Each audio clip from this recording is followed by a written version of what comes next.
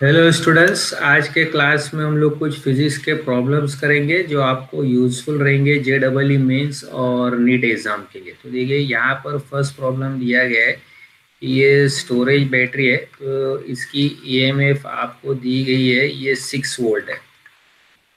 अब यहाँ पर दिया गया है when the battery is connected to an external resistance of 1 ohm. जब ये एक्सटर्नल रेजिस्टेंस 1 ओम लगाया गया है तब ये करंट प्रोड्यूस कर रहा है 3 एम्पियर। तो आप देखिए ये करंट आपको दे रहा है, कितना दे रहा है, यहाँ पर 3 एम्पियर दे रहा है। अब हमको मालूम करना है कि what will be the current be when the battery is short circuited. तो जब आप बैटरी को शॉर्ट सर्किट करोगे, यानी कि जब आप बैटरी को यहाँ पर ये शॉर्ट सर्किट करोगे, तो इसका मतलब यहाँ पर एक कनेक्टिंग वायर लगाओगे जिसकी रेजिस्टेंस रहेगी 0। उस वक्त आप जानना चाहते हो कि यहाँ पर करंट कितना फ्लो होगा इसमें। तो देखिए ये सबसे पहले ये जो करंट फ्लो होगा वो डिपेंड, आपका इक्वेशन जो रहेगा वो रहेगा EMF of the cell divided by the total resistance R plus small R. तो सबसे पहले हम लोग स्मॉल आर निकाल सकते हैं, इंटरनल रेजिस्टेंस, ये इंफॉर्मेशन से। आप देखिए यहाँ पर 3 दिया गया है, यहाँ पर 6 दिया गया है, यहाँ पर एक्सटर्नल 1 दिया गया है, ये स्मॉल आर दिया गया है। तो आप इजीली स्मॉल आर हम लोग फाइंड कर सकते हैं, इंटरनल रेजिस्टेंस। तो देखिए 3 × 1 + R is equal to 6, 3 + 3R is equal to 6, and therefore 3R is equal to 6 - 3 that is 3। R हमारा 1 ओम्स रहेगा, that means internal resistance of the cell is 1 Om.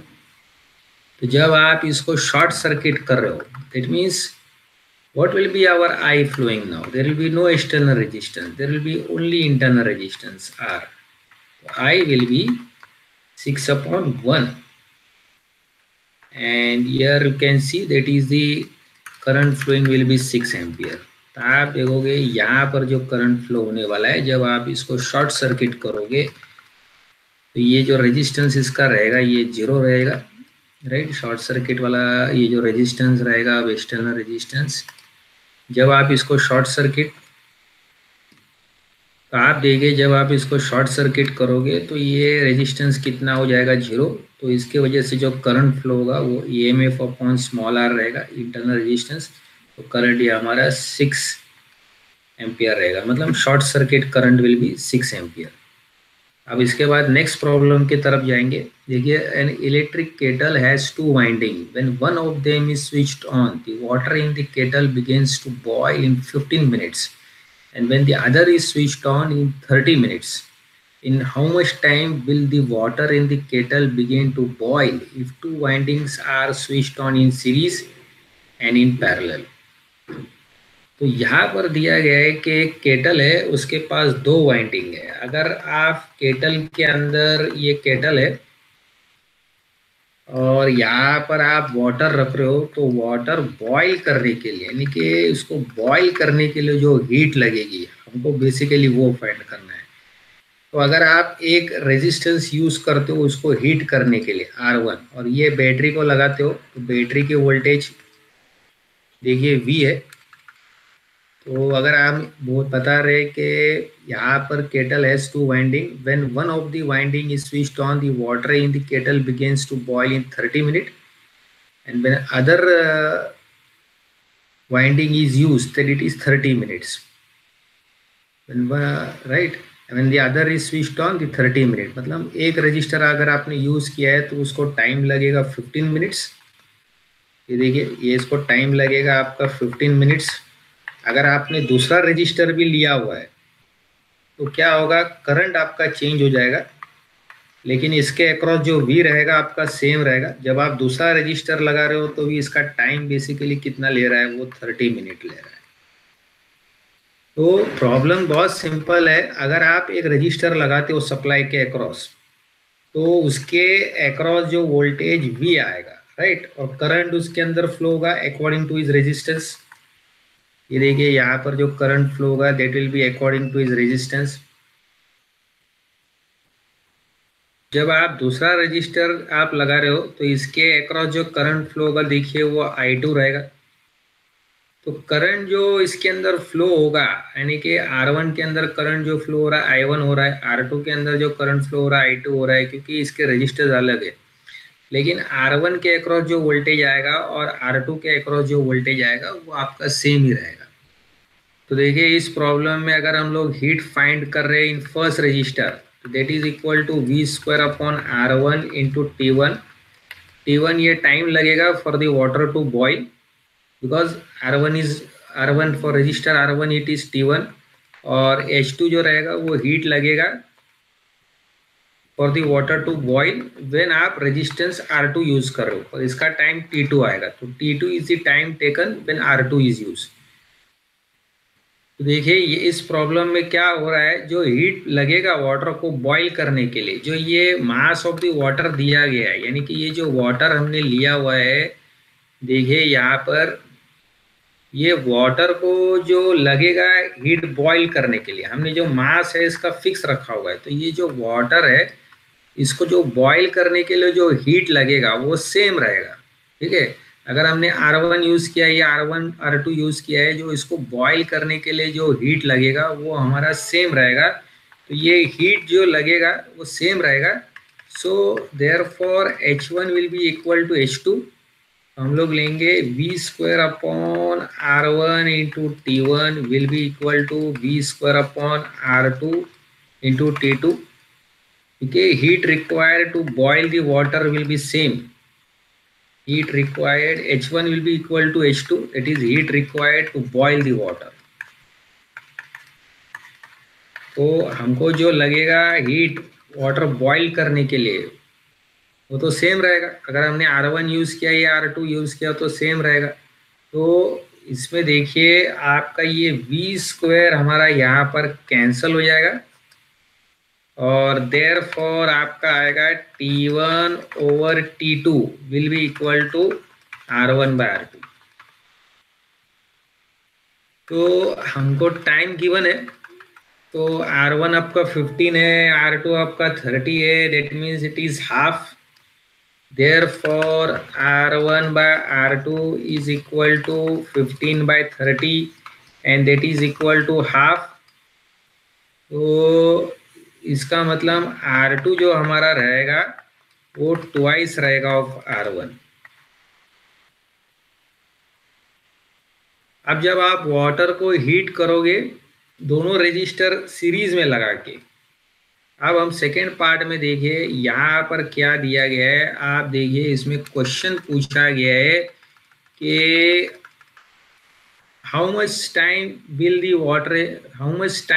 the water in the kettle begin to boil if two windings are switched on in series and in parallel। तो कितना time लगेगा अगर आपने दोनों winding series में लगाई हुई है। तो अगर आप वाटर ले रहे हो और वही सेम वाटर हम ले रहे हैं, मास ऑफ द वाटर हम सेम लग रहे हैं, लेकिन अभी हमने क्या किया हुआ है, दो कॉइल्स को हमने सीरीज में लगाया हुआ है। वही सप्लाई के अक्रॉस हम लोग क्या कर रहे हैं, ये दो कॉइल्स को हमने सीरीज में लगाया हुआ है। तो जो दो कॉइल्स को आप सीरीज में लगा रहे हो तो इसके अक्रॉस आपका करंट चेंज हो जाएगा, लेकिन जो वोल्टेज रहेगा आपका वो सेम ही आएगा। तो जो हीट लगेगा इसको बॉईल करने के लिए, देखो ये रहेगा आपका V square upon R1 plus R2 into T3, और वो सेम ही रहेगा। आप या तो H1 ले लो या तो H2 ले लो, वो सेम ही रहेगा। तो अगर हम लोग H1 लेते हैं तो V square upon R1 into T2, V square upon R1 into T1। ये वी स्क्वायर हमारा यहाँ पर कैंसिल हो जाएगा। तो देयर फॉर जो T3 जो टाइम लगेगा वाटर को हीट करने के लिए, ये R2 plus R1 upon R1 into T1, और R1 देखिए 0.5 R2 है, R1 देखिए इधर 0.5 R2 है, और ये देखिए R1 आपका 0.5 R2 है। तो आप देखिए जो टाइम लगेगा हमारा T3 ये क्या रहेगा 1.5 R2 upon 0.5 R2 into time T1 और T1 हमको यहाँ पर दिया हुआ है दैट इज 15 मिनट्स। ठीक है, T1 हमको दिया हुआ है यहाँ पर 15 मिनट्स। तो अगर हम लोग R1 यूज़ करते हैं तो हमको 15 मिनट लगता है। तो ये 15 मिनट्स है। R2 हमारा कैंसिल हो गया है। तो आप देखिए ये T3 जो रहेगा 15/5 इंटू 15। तो ये 5 1 5 5 3 15। तो ये हमारा 45 मिनट्स रहेगा। तो ये देखिए हमको टाइम जो लगेगा ये 45 मिनट्स लगेगा। अब हम लोग क्या कर रहे हैं, अब हम लोग यही दो रजिस्टर्स को हम लोग पैरेलल में लगा रहे हैं। तो हमारा सेम वाटर है। आप देखिए ये हमारा वाटर जो रहेगा ये सेम रहेगा। तो जब हम R1 यूज कर रहे हैं, जब हम R1 यूज कर रहे हैं तब हमको टाइम कितना लग रहा है 15 मिनट्स लग रहा है। जब हम R2 यूज कर रहे हैं तब हमको टाइम कितना लग रहा है यहाँ पर 30 मिनट लग रहा है। जब हम दोनों सीरीज में लगा रहे हैं तब आप देखिए हमको जो टाइम लगा हुआ है वो ज़्यादा लगा हुआ है दैट इज 45 मिनट इतना। ठीक है, ये देखिए ज़्यादा लगा हुआ है। अब हम क्या कर रहे हैं, अब हम पैरेलल में लगाएंगे। तो जब हम लोग इसको R1 R2 को जब हम लोग पैरेलल में लगाएंगे तो या तो आपने इसको पैरेलल में लगाया है या तो आपने इसको सीरीज में लगाया हुआ है। लेकिन इसके अगर आपने सप्लाई को चेंज नहीं किया है, सप्लाई वही रखा हुआ है, तो इसके अक्रॉस जो वोल्टेज आने वाला है वो आपका V आने वाला है। तो पैरेलल में देखिए जो हीट प्रोड्यूस रहेगा तो वो रहेगा V² upon R1 into R2 upon R1 plus R2। इसको जो टाइम लगेगा हीटिंग करने के लिए वो R4 रहेगा। अब वो सेम ही रहेगा। अगर आप R1 का ले रहे हो तो R1 का लीजिए, या अगर आप R2 का लेना चाहते हो तो R2 का लीजिए as per comfortable.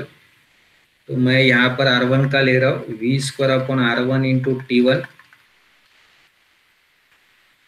V² upon R1 into T1।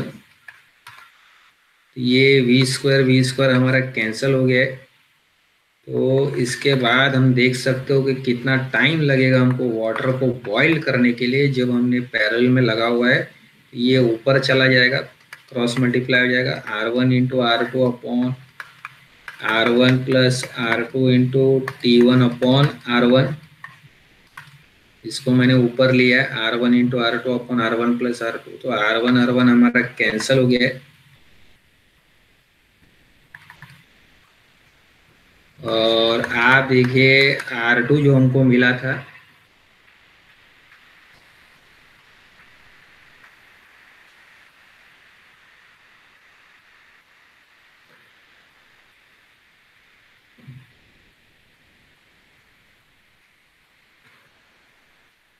तो आप देखिए R2 जो हमको यहाँ पर मिला था, जो हमने फर्स्ट पार्ट में हमने निकाला हुआ है R2। तो ये देखिए R2 हमारा कितना आया था 2 times of R1।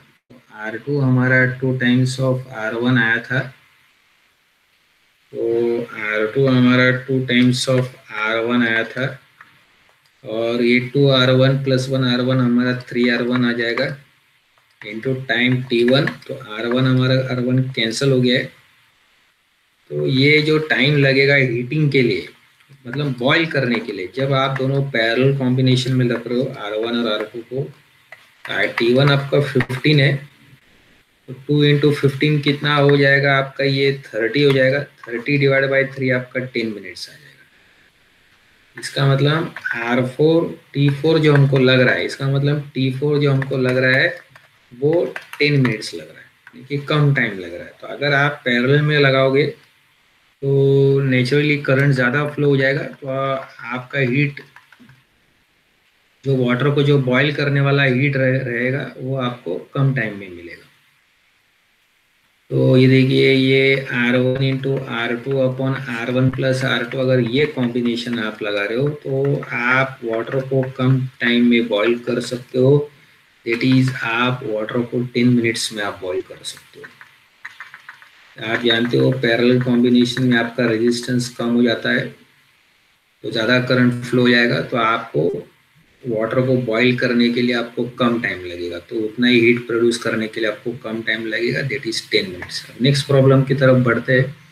To electric lamps are connected to mains in parallel. The resistance of the first lamp is 360 and that of second lamp is 240। Which of the lamp consumes more power and how much time. तो यहाँ पर दिया गया है कि दो lamps है आपके पास। एक जो लैंप है उसकी आपको रेजिस्टेंस दी गई है, that is it is given, that is 360।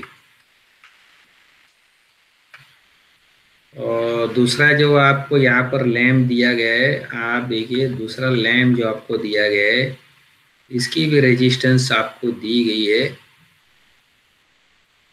And that is 240।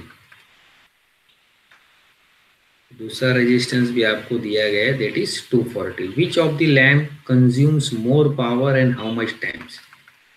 So two lamps are connected to parallel in two lamps are connected to mains in parallel. The resistance of the first lamp is 360 and that of the second is 240. Which of these lamp will consume more power? अब देखिए इसके across जो V रहेगा आपका same रहेगा। अगर आप first lamp की बात करते हो तो इसने कितना पावर कंज्यूम किया है, V² अपॉन R1। अगर आप सेकेंड लैम्प की बात करते हो तो इसने कितना पावर कंज्यूम किया हुआ है, मतलब V² अपॉन R2। तो अगर हम दोनों को कंपेयर करते हैं तो यहाँ पर आपका आएगा V² upon R1 into R2 upon V²। ये V² हमारा कट जाएगा, तो आप देखिए P1 upon P2 will be equal to 240 upon 360। 3 is 24, 3 1 is 6, 12, 4 2 is 8, 4 3 is 12। Therefore अगर आप P2 अपॉन P1 करते हो तो ये आपका 3/2 आ जाएगा और 1.5। That means second bulb will consume more power as compare to first. Power consume by the second bulb is more as consume by the first bulb, क्योंकि लॉजिक है जितनी रेजिस्टेंस कम रहेगी उतनी पावर डिसिपेशन ज़्यादा होगी। तो इसकी रेजिस्टेंस कम है तो इसका मतलब, क्योंकि डिनोमिनेटर में आ रहा है तो इसका रेजिस्टेंस कम है, और अगर आप V सेम रख रहे हो तो इसका मतलब यहाँ पर जो पावर डिसिपेशन होने वाला है ये यहाँ पर ज़्यादा होने वाला है एज कंपेयर टू दिस। और इसने पूछा हुआ है कि विच of the lamp will consume more power and how many times. So second lamp will consume more power, that is 1.5 times of P1. Second lamp consumes more power.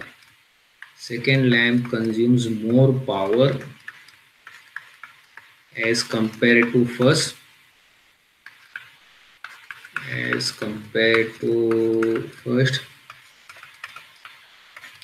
that is 1.5 times of first lamp of first lamp।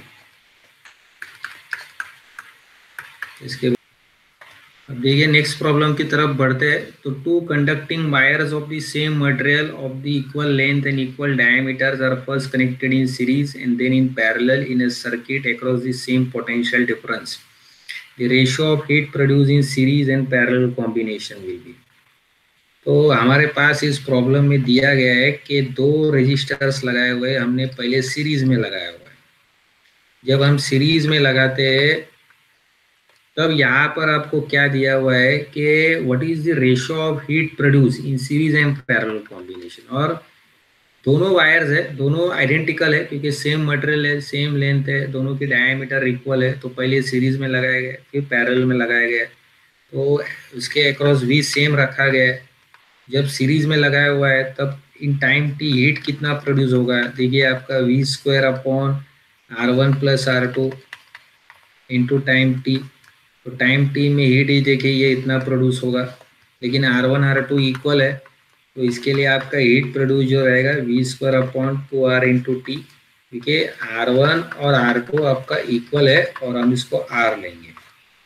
अगर यही दो resistors अगर हम parallel में लगाते हैं और इसके अक्रॉस हमने वोल्टेज सेम रखा हुआ है, यही दो रेजिस्टर्स अगर हम पैरेलल में लगाते हैं और इसके अक्रॉस जो वोल्टेज हमने सेम रखा हुआ है, ये देखिए R1 R2, और इसके अक्रॉस जो वोल्टेज रहेगा वो हमने सेम रखा हुआ है, तो उस वक्त जो हीट प्रोड्यूस रहेगा इन टाइम टी में, ये देखिए V²/R1 × R2/R1 + R2, ये पैरेलल का फॉर्मूला है। और टाइम टी में हीट प्रोड्यूस इतना रहेगा, लेकिन पैरेलल में हम जानते हैं कि टोटल रेजिस्टेंस क्या रहेगा, अगर दोनों इक्वल रहेंगे तो R/2 हो जाएगा, तो इसका मतलब ये 2V²/R हो जाएगा इन टाइम टी में। Why? Because R1 = R2 and that is equal to R। हमको उन्होंने पूछा हुआ है कि आप हीट को कंपेयर करो, यहाँ पर जो अगर हीट प्रोड्यूस हो रही है इसको हम H1 ले रहे, यहाँ पर जो हीट प्रोड्यूस हो रही है इसको हम H2 ले रहे, तो H1 और H2 को हमको कंपेयर करना है।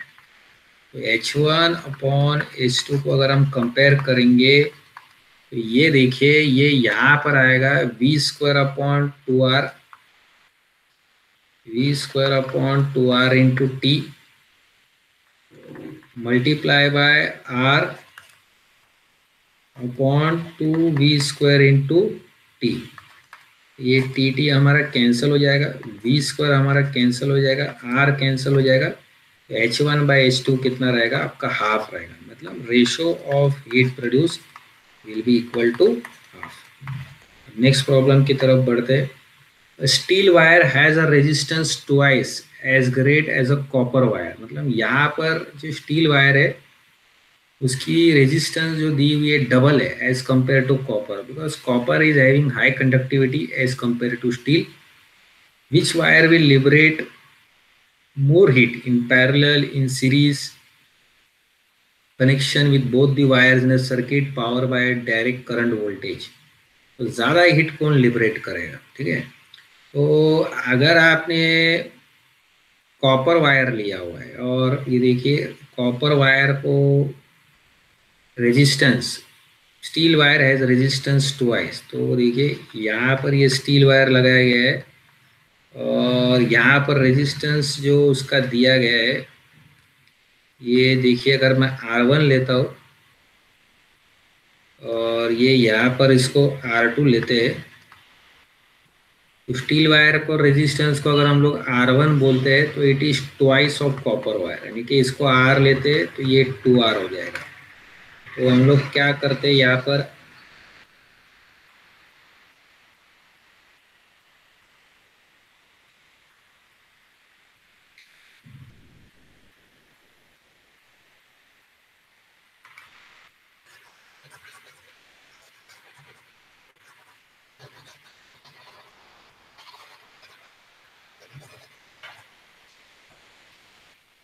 तो देखिए इस प्रॉब्लम में क्या दिया गया है, steel wire has a resistance twice as great as copper wire, which wire will liberate more heat in parallel in series connection with both wire in this circuit power by direct current voltage. तो यहाँ पर इस problem में दिया गया है कि आप स्टील वायर और कॉपर वायर यूज कर रहे हो, तो कौन सी ज़्यादा हीट प्रोड्यूस करेगी जब आप पैरेलल और सीरीज में लगाओगे। तो यहाँ पर देखिए ये स्टील वायर मैं लेता हूँ और स्टील वायर के रेजिस्टेंस को जो मैं R1 यहाँ पर बोल रहा हूँ। अब उसके बाद मैंने यहाँ पर कॉपर वायर लगाया हुआ है, कॉपर वायर के रेजिस्टेंस को मैं R2 बोल रहा हूँ। अब देखो ये दोनों जो फर्स्ट कॉम्बिनेशन हम लोग ने लिया हुआ है ये पैरेलल लिया हुआ है, तो अगर आप पैरेलल में लगाओ या सीरीज में लगाओ दोनों के अक्रॉस वोल्टेज V आएगा सेम, अगर आपने सप्लाई सेम रखा हुआ है। तो यहाँ पर दिया हुआ है स्टील वायर की रेजिस्टेंस ट्वाइस है, अगर इसको हम लोग R लेते हैं तो ये डबल हो जाएगा। तो इसका मतलब ये जब कॉम्बिनेशन यूज कर रहे हैं तब यहाँ पर हीट जो प्रोड्यूस होगा, यानी कि देखो अगर आप H1 में हीट लेते हो तो V²/2R टाइम टी में इतना हीट प्रोड्यूस होगा। H2 का अगर आप लेते हो तो इसमें जो हीट रहेगा आपका V तो सेम आएगा, V² R × T। क्योंकि V सेम आएगा पैरेलल में। तो अगर ये कॉम्बिनेशन लेते हैं हम लोग, तो पैरेलल में अगर लगाएंगे तो टोटल V जो रहेगा अक्रॉस दिस टोटल कॉम्बिनेशन वो आपका सेम ही रहेगा। और अगर हम R1 के अक्रॉस V निकालते हैं, R2 के अक्रॉस V निकालते तो भी V सेम रहेगा। तो R1 में जो हीट प्रोड्यूस हो रहा है वो ये है, R2 में जो हीट प्रोड्यूस हो रहा है ये है। तो उन्होंने पूछा है कि आप कंपेयर करो कि जो इसके अंदर जो हीट प्रोड्यूस हो रहा है, अगर आप इसको H1 बोलोगे और इसके अंदर हीट जो प्रोड्यूस हो रहा है H2, तो हमको देखना है कि क्या रिलेशन है इनके बीच में। आप देख रहे हो जब हम इसको कंपेयर करेंगे तो आप देखो V² अपॉन 2R × T, और ये डिवाइड हो रहा है तो ये ऊपर जाएगा तो मल्टीप्लाई हो जाएगा R/V² × T। ये कैंसिल हो जाएगा, ये कैंसिल हो जाएगा। It means H1 will be half of H2.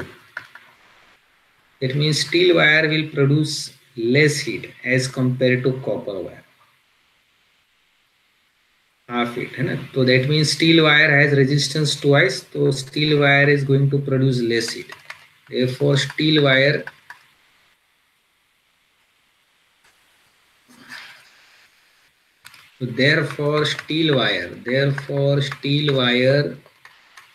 will produce half heat as compared to copper wire.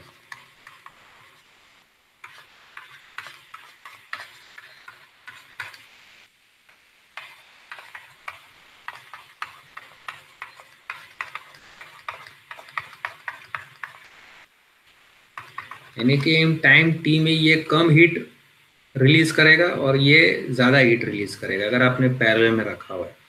अगर इसको आप सीरीज में लगाते हो, अगर आप इसको सीरीज में लगा रहे हो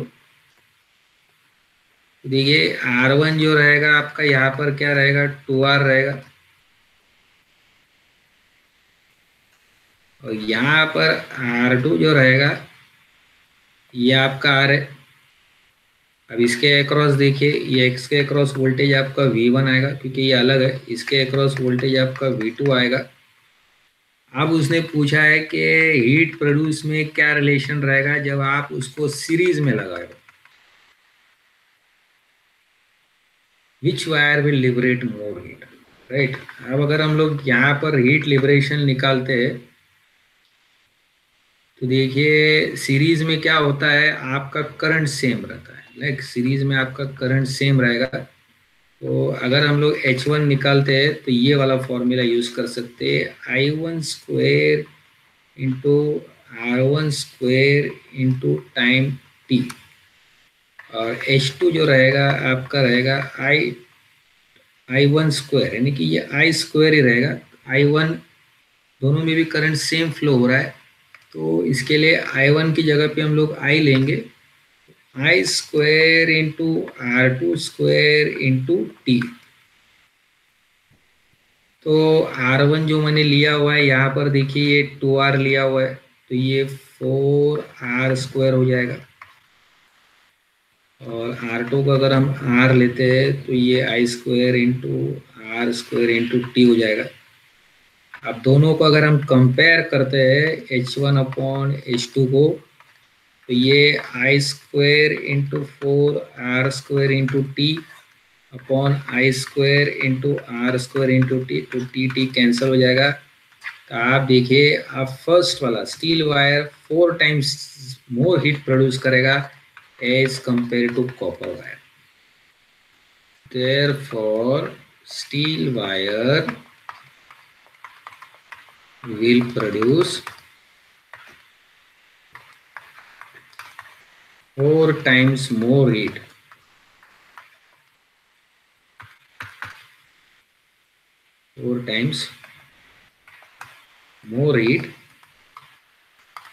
as compared to copper wire.